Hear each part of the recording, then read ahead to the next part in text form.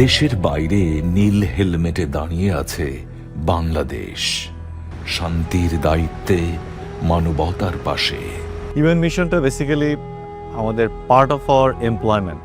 আমি যদি আরও স্পেসিফিক্যালি বলি যে আমরা মিলিটারিতে যে চাকরি করি, ইউএন মিশন মানে ফার্স্ট একটা আইডিয়া আসে মানুষের মনে যে it is kind of incoming source of money, but actually it is not. এটা আসলে একটা employment as a military person taking part in the international piece. So আমরা এখানে অংশগ্রহণ করি, but thing is that it seems যে আমরা যাচ্ছি এবং চলে আসছি, it is easier, but it's not like that. আমাদের এখানে যাওয়ার প্রাক্কালে অনেক ধরনের প্রক্রিয়া আছে। একটা 6 মান্থস বিফোর আপনাকে সম্পূর্ণ যেই দেশে আপনি এমপ্লয়েড হতে যাচ্ছেন সেই দেশের আদলে আপনাকে প্রিপেয়ার করে দেওয়া হয় যে আপনি ওই এলাকাটা চিনবেন, কোথায় অপারেশন করবেন বা কোথায় আপনার এমপ্লয়মেন্ট হবে, সব কিছু প্রিপেয়ার করে আপনাকে পাঠানো হয়। Definitely it is very challenging because it is not your country.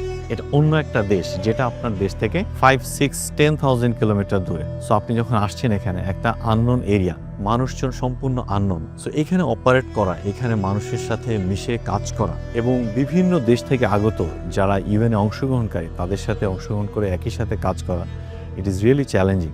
এবং আমাদের দেশ বাংলাদেশ থেকে আমরা যারা আসি, আমরা অবশ্যই সফলভাবে এটা সম্পন্ন করি because of our background training, আমাদের dedication, passionate to our military এবং ডেফিনেটলি আমাদের দেশের ভালোবাসা থেকেই আমরা এখানে আমাদের সর্বোচ্চ পেশাদারিত্বের সাথে আমরা কাজ করে থাকি।